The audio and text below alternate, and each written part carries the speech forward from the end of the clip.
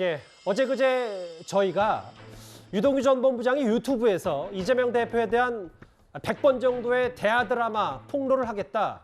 이 소식 저희가 전해드렸었습니다.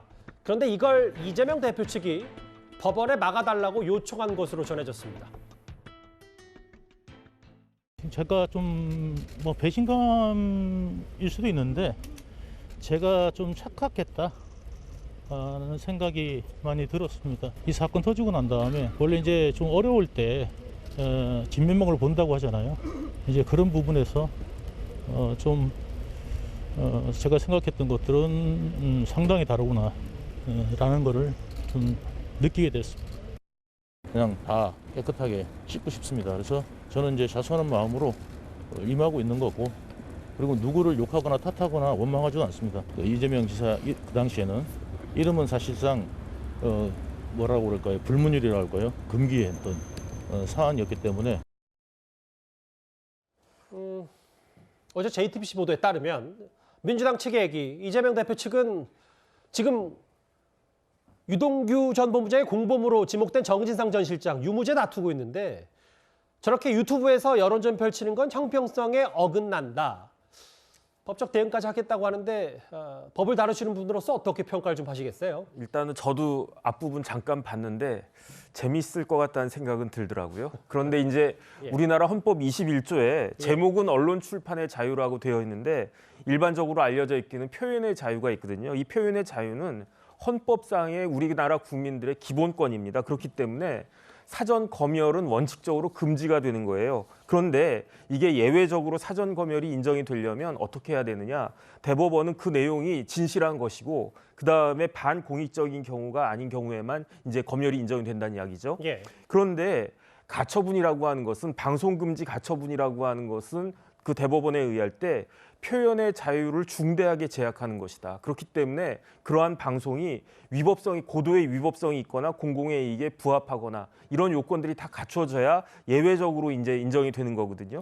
그런데 여기서 중요한 건 유튜브거든요. 지금 이렇게 종편이나 이런 것들은 다 당연히 방송법상의 방송인데 유튜브는 사실은 방송법상의 방송이라고 보기가 어려워요. 이 유튜브는 정보통신망법상의 하나의 컨텐츠 정도로 보여질 수 있는 거거든요.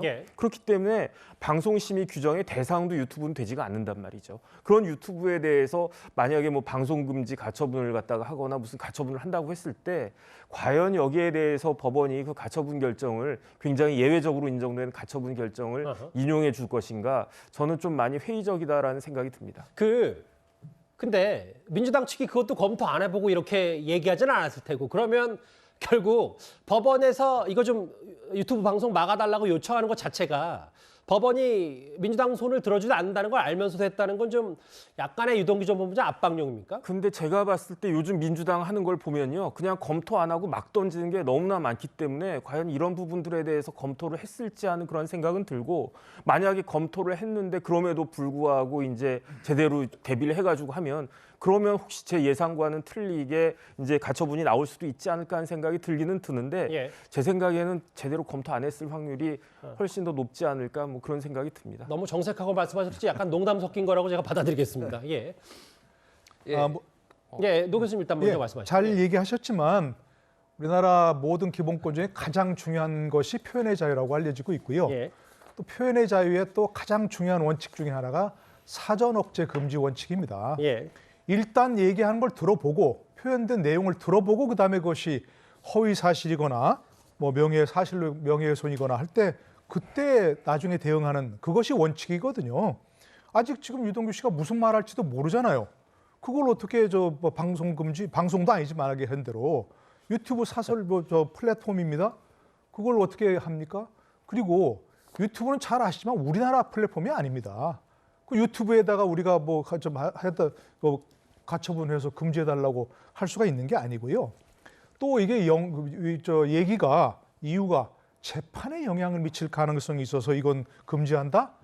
외국에는 가끔 그런 경우가 있습니다. 개그 오더라 그래가지고 법원에서 재판에 영향을 미칠 만한 그런 발언이라는 걸 금지하는, 보도를 금지하는 그게 있거든요, 가끔. 근데 우리나라는 지금까지 한 번도 그런 적이 없다고 생각합니다. 그러니까 이것은 여러 가지 면에서 그냥 하는 얘기지 가능하지 않은 그런 얘기입니다. 이건. 두 분의 법 전문가께서 법원이 민주당 손을 들어줄 가능성이 극히 낮다. 실제로 요청을 하더라도 얘기를 해주셨어요. 근데 사실 유 전 본부장이 뭐 첫 해는 뭐 알라딘에 지니같이 깜짝 이재명 당시 시장이 등장했다는 얘기도 했고 나를 제외하고 대장동 전체 얘기를 알고 있는 사람이 없다. 혹은 다음 화면도 볼게요. 여러 얘기를 했어요 유튜브에서. 뭐 이거를 의형제를 어떻게 맺게 됐는지 뭐 이런 얘기까지 앞으로 추가 예고까지 했는데 글쎄요 뭐 이것도 여론전이고 유동규 전 본부장의 주장입니다만 일방적인 주장이죠. 근데 다만 민주당 혹은 정진상 전 실장 측이 이렇게 부담스러워할 정도의 폭로전이 됐기 때문에 그렇기 때문에 이렇게 여러 말들이 좀 나오는 것 같습니다. 일단 뭐 민주당이 그 지금 뭐 이거 방송을 못하게 하겠다라는 거는 저는 무리수라고 봅니다. 그거는 뭐 두 분 이제 뭐 변호사나 법 전문가들하고 의견이 똑같고요. 다만 저는 이 부분은 있어요. 이게 마치 정의의 사도처럼 지금 유동규 씨가 행동을 하고 있는데 본인도 범죄 피의자입니다. 그리고 이거에 대해서 깊숙이 개입이 돼 있고 굉장히 죄질이 안 좋은 사람이에요. 근데 마치 본인은 아무 그것도 관련 없이 이제는 근데 내가 이재명을 비판한다고 해서 자기의 죄가 없어지는 게 아니잖아요. 이분은 좀 자숙을 할 필요가 있어요. 솔직히 제가 보기에는 예. 마치 영웅인 것처럼 이렇게 하고 언론에서 이 사람을 띄워주는 것도 그러고 이분이 지금 얘기하는 거 내용 자체가 예. 신변잡기적인 얘기입니다. 알라딘의 진이 이게 그러니까 저는 폭로를 하려면은 진짜로 이재명 대표를 한 방에 보낼 수 있는 거 이런 거를 좀 빵빵 터뜨려줬으면 좋겠어요. 뭐 그건 이제 검찰에 진술을 했겠죠. 그러니까 뭐 검찰에 진술했든 뭐 여기에서 하든 근데 100부작을 하는 건 유튜브 조회수 100부작 빨아먹겠다라는 걸로밖에 안 보여요. 제가 보기에는. 그러니까 이분은 좀 그 본인이 범죄 피의자로서 좀 자숙을 할 필요가 있고 이건 이재명하고 상관없이 좀 언론에서도 좀 신변잡기적인 이런 것들은 조금 좀 덜 다뤄줬으면 좋겠습니다. 예. 저희도 신변잡기적인 건 뭐 가급적 얘기를 안 하고 실제로 저희 뉴스탑10은 한 번도 저 유튜브 방송을 내보낸 적도 없습니다. 목소리도 마찬가지고. 근데 다만 아까 말씀하셨던 것 중에 빨아먹는다는 표현은 조회수를 좀 올리기 위한 여러 술체가 아니냐라고 제가 좀 순화시키고 그리고 아까 유 전 본부장이 정의 사도인 양 행동한다. 뭐 그 논평의 취지는 공감하면서도 유 전 본부장 실제로 본인도 죄를 앞으로 있으면 달게 받겠다. 혹은 실제로 본인도 1년간 구속 수감이 됐었기 때문에 뭐 사법부의 단죄를 일정 부분 받은 셈이니까 앞으로 어떤 폭로를 하는지는 저희도 그 신변잡기 부분은 다루지 않더라도 그 몇 가지 부분들은 저도 앵커로서 반론을 좀 하겠습니다. 제 말이 좀 길어졌는데 일단 뭐 유 전 본부장의 폭로에 대해서 민주당 측의 입막음 조치 논란거리기까지 만나봤습니다.